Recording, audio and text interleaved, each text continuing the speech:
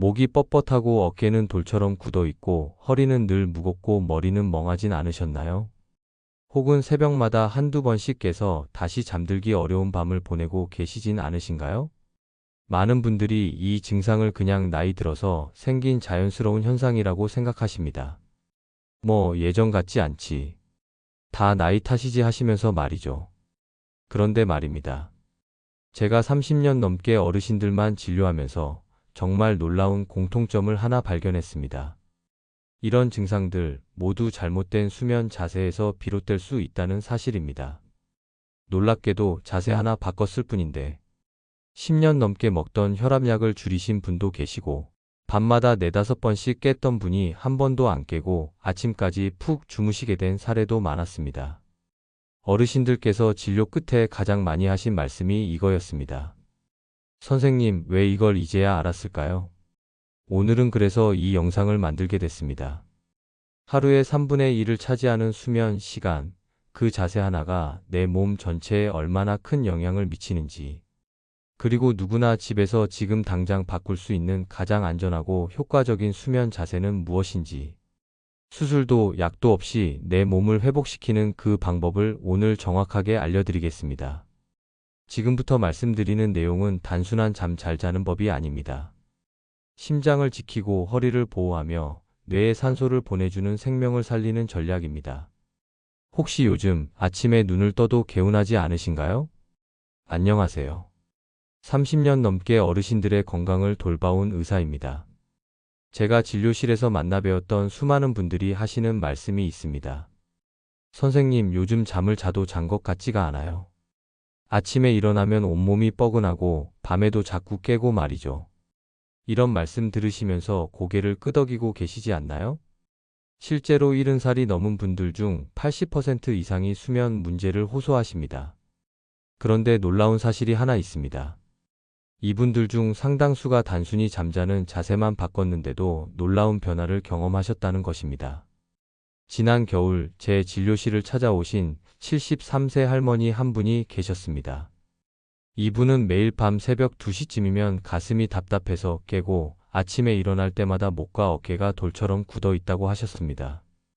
여러 검사를 해봐도 특별한 이상이 없었는데 자세히 물어보니 50년 동안 엎드려서 주무셨다는 겁니다. 그래서 제가 조심스럽게 제안드렸습니다. 할머니, 일주일만 옆으로 누워서 주무셔 보시겠어요? 처음에는 익숙하지 않아서 힘들어 하시더니 보름쯤 지나서 전화를 주셨습니다. 선생님, 이게 뭔 일이에요? 밤에 한 번도 안 깨고 잤어요. 그 할머니 목소리에 담긴 기쁨을 저는 아직도 잊을 수가 없습니다. 여러분, 수면은 단순히 몸을 쉬게 하는 시간이 아닙니다. 우리 몸이 스스로 치유하고 회복하는 가장 소중한 시간입니다. 하루 종일 쌓인 피로물질을 씻어내고 손상된 세포를 복구하며 면역력을 충전하는 시간이지요. 그런데 잘못된 자세로 잠을 자면 이 모든 과정이 제대로 이루어지지 않습니다. 더 심각한 건 나이가 들수록 우리 몸의 혈관과 근육, 뼈가 젊을 때보다 훨씬 예민해진다는 것입니다. 젊을 때는 어떤 자세로 자도 괜찮았지만 60대를 넘어서면 이야기가 달라집니다. 같은 자세로 6시간, 7시간을 유지하는 것만으로도 우리 몸에는 큰 부담이 됩니다.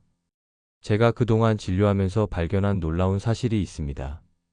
수면 자세 하나만 제대로 바꿔도 심장 건강이 좋아지고 허리 통증이 줄어들며 심지어 치매 예방에도 도움이 된다는 것입니다. 이건 단순한 추측이 아니라 수많은 의학 연구와 제 자신의 30년 경험이 증명하는 사실입니다. 어떤 분들은 이렇게 말씀하십니다. 선생님, 잠자는 자세가 그렇게 중요한가요? 그냥 편하게 자면 되는 거 아닌가요? 물론 편안함도 중요합니다. 하지만 진짜 편안함은 우리 몸 전체가 편안할 때 느낄 수 있는 것입니다. 한쪽 부위만 편해서는 안 됩니다. 예를 들어 엎드려 자면 처음에는 편할 수 있습니다. 하지만 목을 한쪽으로 돌려야 하니까 목뼈에 무리가 가고 가슴이 눌려서 호흡이 얕아집니다. 바로 누워서 자면 편해 보이지만 혀가 뒤로 밀려 들어가 기도를 막을 수 있어서 수면무호흡증이 생길 위험이 높아집니다. 이런 문제들을 하나씩 해결해 나가다 보면 정말 놀라운 변화를 경험하게 됩니다. 아침에 일어났을 때 몸이 가벼워지고 낮에 졸음이 줄어들며 전체적인 활력이 되살아나는 것을 느끼실 수 있을 겁니다. 오늘 제가 여러분께 들려드릴 이야기는 거창한 치료법이나 복잡한 운동법이 아닙니다. 바로 잠자리에서 실천할 수 있는 간단하지만 효과적인 방법들입니다. 절대 피해야 할 위험한 수면 자세가 무엇인지, 가장 안전하고 건강에 좋은 자세는 어떤 것인지, 그리고 그 자세를 몸에 익히는 구체적인 방법까지 차근차근 알려드리겠습니다. 특히 심장이 약하신 분들, 허리나 목에 문제가 있으신 분들, 그리고 밤에 자주 깨시는 분들께는 더욱 도움이 되실 겁니다.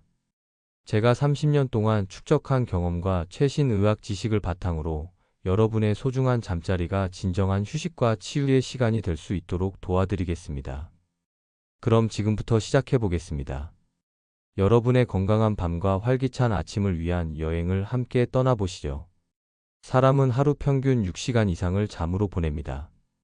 일주일이면 40시간, 한 달이면 180시간, 1년이면 무려 2000시간이 넘는 시간입니다. 이 오랜 시간을 어떤 자세로 보내는지에 따라 몸은 회복되기도 하고 망가지기도 합니다. 특히 60세 이후에는 근육량이 줄고 뼈 사이의 디스크는 딱딱해지며 혈관은 좁아지고 심장과 폐의 탄력도 떨어지기 시작합니다. 이 상태에서 잘못된 자세로 몇 시간씩 몸을 누르고 있다는 건 매일 밤 나도 모르게 내 몸을 압박하고 있다는 뜻입니다. 여러분이 잠에 들면 우리 몸은 가만히 쉬고 있는 게 아닙니다. 오히려 더 바쁘게 일을 시작합니다.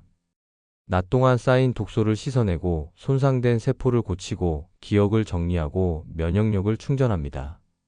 그런데 잘못된 자세로 잠을 자면 이 모든 과정이 제대로 이루어지지 않습니다. 특히 나이가 들수록 우리 몸의 회복력이 떨어지기 때문에 젊을 때보다 훨씬 더 신경 써서 잠을 자야 합니다. 같은 자세로 6시간, 7시간을 유지한다는 것은 우리 몸에 상당한 부담을 주는 일입니다. 혈액순환이 원활하지 않으면 뇌로 가는 산소가 부족해지고 척추가 비틀리면 신경이 눌려서 여기저기 아픈 곳이 생깁니다. 제가 진료하면서 가장 안타까웠던 경우가 있습니다. 81살 할아버지셨는데 젊을 때부터 엎드려서 주무시는 습관이 있으셨어요. 처음에는 별 문제가 없었지만 70대에 들어서면서 목 디스크가 심해지고 어깨도 아프기 시작했습니다. 그런데도 계속 엎드려서 주무셨거든요. 나중에는 팔이 저려서 잠을 제대로 못 주무실 정도가 되었습니다. 이제 절대 피해야 할 수면 자세들을 하나씩 말씀드리겠습니다. 첫 번째는 엎드려 자는 것입니다. 엎드리면 목을 한쪽으로 돌려야 하니까 목뼈에 무리가 갑니다. 특히 목 디스크가 있으신 분들은 더욱 위험합니다.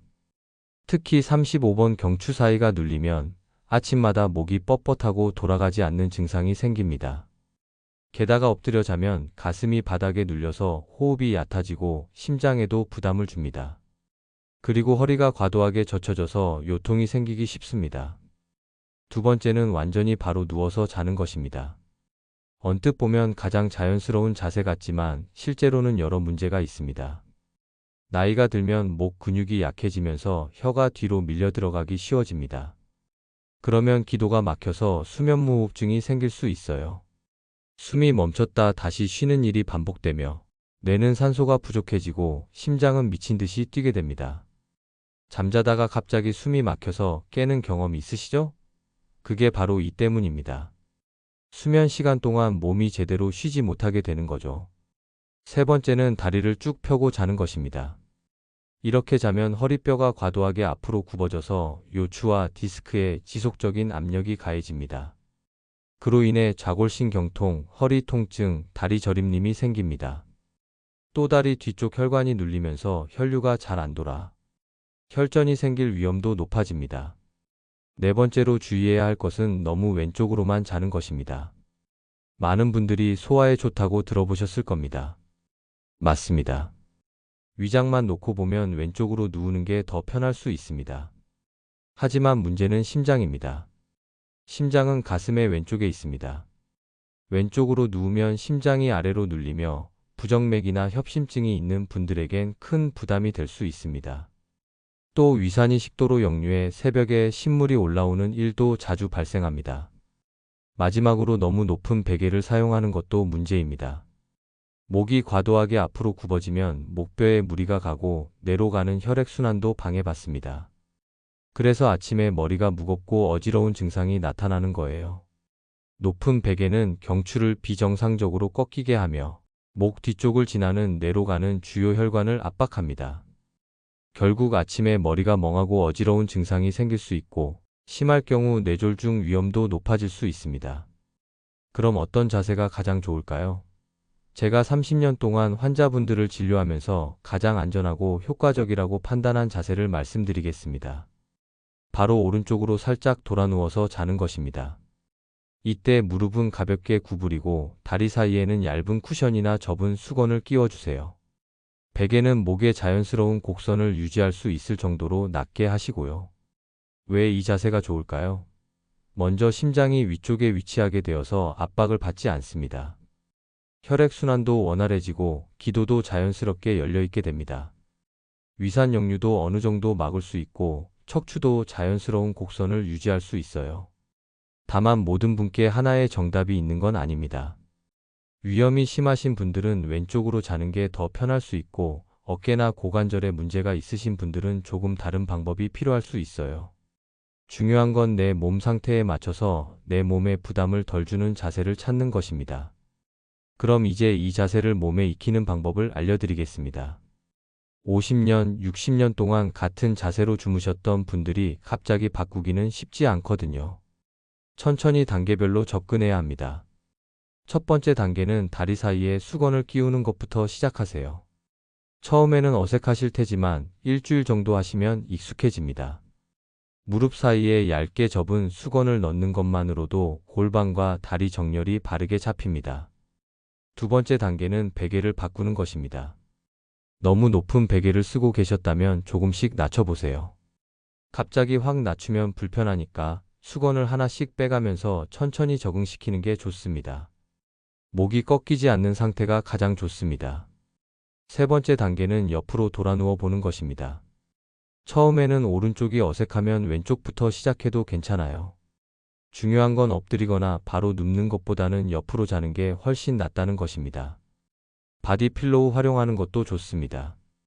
길쭉한 쿠션을 껴안고 자면 자세가 흐트러지지 않아 안정감을 줍니다. 여기서 특별히 주의하셔야 할 분들이 있습니다. 고관절이나 어깨에 인공관절을 넣으신 분들, 척추측 만증이 심하신 분들은 무리하지 마시고 의사와 상담해서 자세를 조절하시기 바랍니다. 자세만 바꾼다고 해서 모든 게 해결되는 건 아닙니다. 수면의 질을 높이는 다른 방법들도 함께 실천해야 진짜 숙면을 취할 수 있어요. 첫 번째는 잠들기 2시간 전에는 술을 드시지 마세요. 술을 마시면 처음에는 잠이 잘 오는 것 같지만 실제로는 수면의 질을 떨어뜨립니다. 특히 수면무호흡증이 있으신 분들은 더욱 위험해요. 지난해 제가 진료한 70대 할아버지는 매일 저녁 소주 한두 잔씩 드시고 주무셨는데 술을 끊고 나서 코골이가 훨씬 줄어들었다고 하시더군요. 두 번째는 밤늦게 물을 많이 드시지 마세요. 나이가 들면 방광 기능이 약해져서 조금만 차도 화장실에 가고 싶어집니다. 밤에 자꾸 깨서 화장실 가시는 분들 많으시죠? 저녁 8시 이후에는 물을 조금씩만 드시는 게 좋겠어요. 세 번째는 침실 온도를 18도에서 20도 정도로 유지하세요. 너무 덥거나 추우면 자율신경이 불안정해져서 깊은 잠을 잘 수 없습니다. 특히 겨울철에 너무 따뜻하게 해놓고 주무시는 분들이 많은데 조금 서늘한 게 숙면에 도움이 됩니다.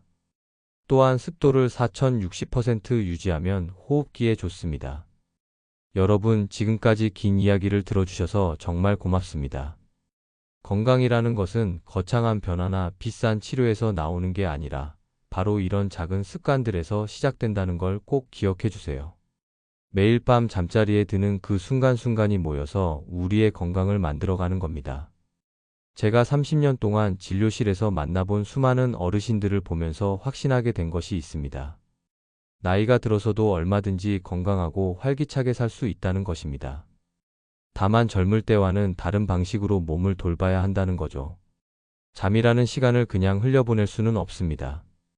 오늘 말씀드린 내용을 간단히 정리해 드리겠습니다.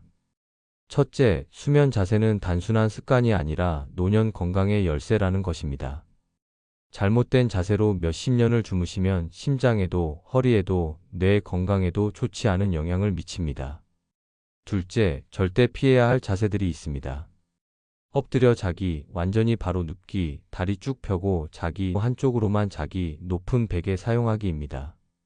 셋째, 가장 안전하고 건강에 좋은 자세는 오른쪽으로 살짝 돌아 누워서 무릎을 구부리고 다리 사이에 쿠션을 끼우고 낮은 베개를 사용하는 것입니다. 대부분 2, 3주 정도 지나면 새로운 자세에 적응하시더라고요.